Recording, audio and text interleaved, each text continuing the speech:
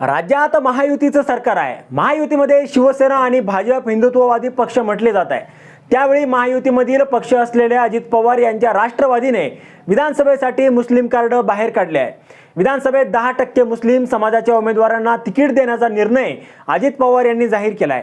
आपणास 100 जागा मिळाल्यास त्यातील 10 जागांवर मुस्लिम समाजातील उमेदवारांना तिकीट देण्याचा निर्णय अजित पवार यांनी जाहीर केला आहे। हिंदुत्ववादी महायुतीत असताना अजित पवार यांनी काढलेले मुस्लिम कार्ड आता भाजप शिवसेनेसाठी अडचणीचं ठरण्याची शक्यता आहे।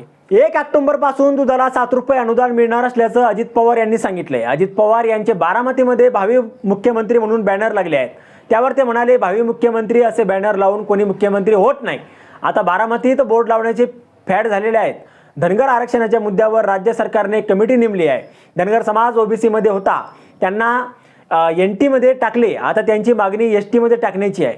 शेतकऱ्यांच्या मुलांना मुलगी मिळत नाहीये असं आमदार देवेंद्र भुयार यांनी म्हटलं होतं। त्यावर बोलताना अजित पवार म्हणाले की देवेंद्र भुयार यांनी चुकीचं वक्तव्य केलं आहे। बोलताना ते चुकलेलं आहेत, त्याबद्दल त्यांना माफी मागण्यास सांगितलं आहे।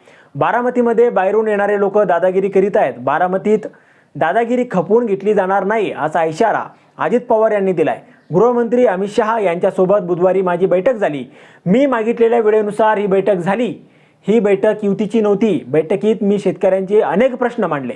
मी ठरवलं आहे की आता कुणावरही टीका करायची नाही असं अजितदादा म्हणाले। आता यावर तुम्हाला काय वाटतं? तुमचं मत कमेंट बॉक्समध्ये लिहायला अजिबात विसरू नका। व्हिडिओ आवडला असेल तर जास्तीत जास्त शेअर करा। आणि आतापर्यंत मराठी जनता आपण आपल्या या चॅनलला सबस्क्राईब जर केलेलं नसेल तर चॅनलला सबस्क्राईब करा।